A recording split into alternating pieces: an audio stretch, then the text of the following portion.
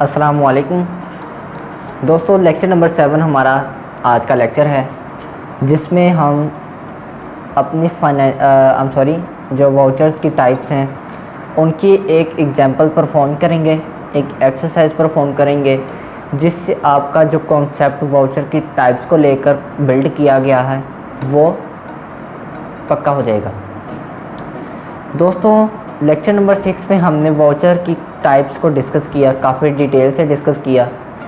आज हम एक एक्सरसाइज जो परफॉर्म करने जा रहे हैं, आपने ये एक्सरसाइज परफॉर्म करनी है अपने वाउचर्स की डेफिनेशंस को अपने माइंड में रखते हुए, उन कॉन्सेप्ट को अपने माइंड में रखते हुए।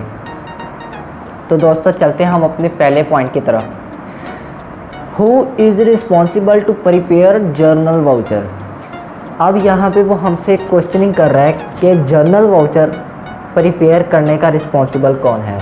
तो यहाँ पर जो आपके पास ऑप्शन दिए गए हैं, नंबर 1 सप्लायर, नंबर 2 या option B manager, option C book keeper, option D accountant. दोस्तों ये वाउचर जो प्रिपेयर किया जाता है जर्नल वाउचर, ये बेसिकली आपका बुक कीपर ही प्रिपेयर करता है, बिकॉज़ आपकी जो करंट ट्रांजैक्शंस हैं वो बुक कीपर ही रिकॉर्ड करता है। उन ट्रांजैक्शंस को गो थ्रू करते हुए अकाउंटेंट एक फाइनेंशियल स्टेटमेंट तैयार करता है कि आया कि हम अब हमारे एक्सपेंसेस टोटली कितने हो गए, हमारा प्रॉफिट कितना हो गया, हमारे एसेट्स कितने हो गए, हमारी लायबिलिटीज़ कितनी होगी, हमारा टैक्स शेड्यूल हमारा अब किस एंगल से चेंज हुआ। तो ये बुक कीपर की तैयार करदा फाइनेंशियल इंफॉर्मेशन से एक अकाउंटेंट फाइनेंशियल स्टेटमेंट्स तैयार करता है, ठीक है। तो जहाँ तक वाउचर की बात है तो वो आपका बुक कीपर ही प्रिपेयर करता है।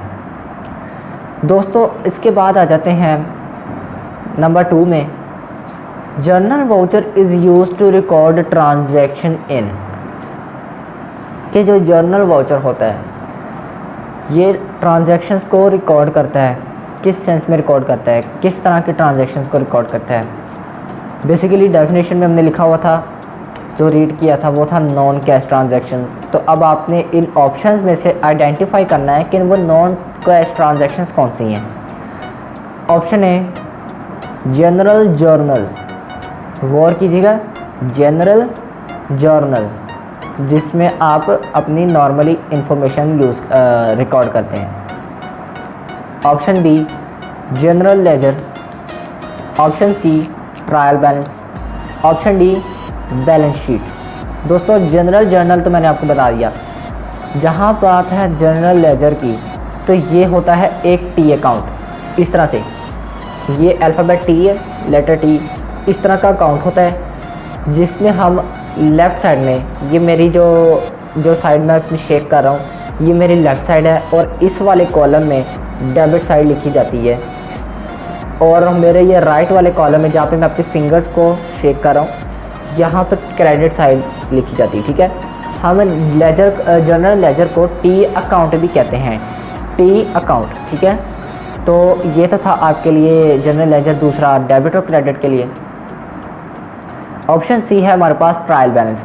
दोस्तों ट्रायल बैलेंस मैंने आपको अपने पिछले लेक्चर्स में से बताया था कि एक ऐसा बैलेंस होता है, एक ऐसा अकाउंट होता है जिसमें ओवरऑल पार्टिकुलर्स को या डिस्क्रिप्शन को नोट डाउन किया जाता है और आगे 2 कॉलम दिए गए होते हैं, डेबिट और क्रेडिट। तो हमने बताना होता है हर पार्टिकुलर में से कौन सी चीज़ क्रेडिट और कौन सी डेबिट है। तो इस चीज़ को कहते हैं ट्रायल बैलेंस।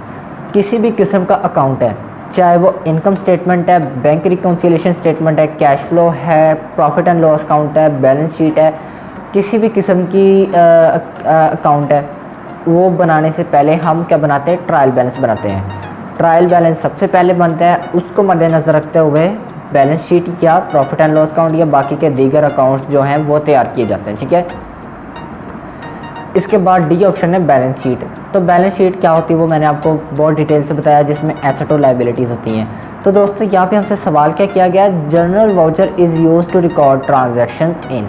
कि जो ट्रांजैक्शन जनरल वाउचर में होती है वो किस सेंस में होती है, जनरल कहते हैं आम चीज़ को, ठीक है, और जर्नल उसका क्या है, वाउचर का नेम है। तो उसमें आम ट्रांजैक्शन जो कि हम नॉन कैश ट्रांजैक्शन जिनको हम कहते हैं वो रिकॉर्ड करने के लिए जनरल वाउचर यूज़ किया जाता है।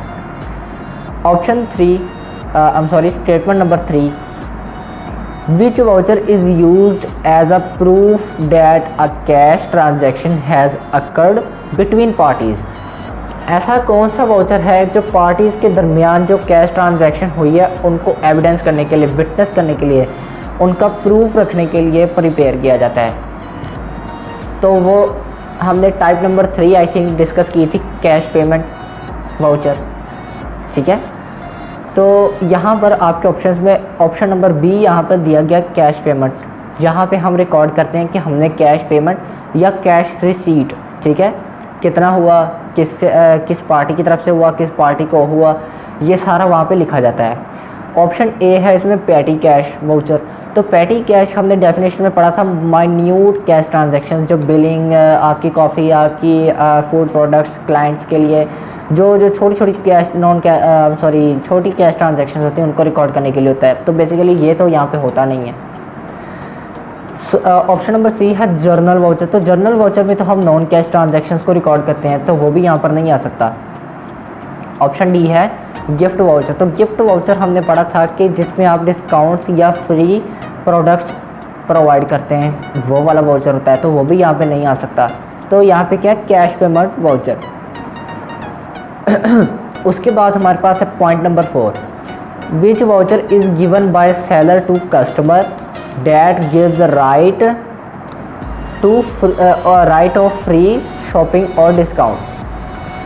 कौन सा ऐसा वाउचर है जो आपके सेलर कस्टमर्स को प्रोवाइड करते हैं डिस्काउंट या फ्री शॉपिंग के लिए? तो वो बेसिकली गिफ्ट वाउचर है, ठीक है, कि आप डिस्काउंट पे या फ्री शॉपिंग कर सकते हैं जो आपने रैंडमली टारगेट किया था कस्टमर्स को, उनके लिए। लास्ट में हमारा जो पॉइंट है, which voucher is prepared in spot of transaction of collection money in bank from customers. यानी कि आपका जो ट्रांजैक्शंस जो हैं वो बैंक के थ्रू हो रही हैं, तो जाहिर सी बात है वो बैंक रिसीट वाला एक आखिरी पॉइंट जो हमारे पास बचा था यहाँ पे वही आएगा। तो दोस्तों आई होप आपको इन एग्जांपल्स के साथ आपके जो वाउचर का कॉन्सेप्ट है वो क्लियर हो गया होगा, आपके पास उसकी टाइप्स के जो कॉन्सेप्ट थे वो क्लियर हो गए होंगे।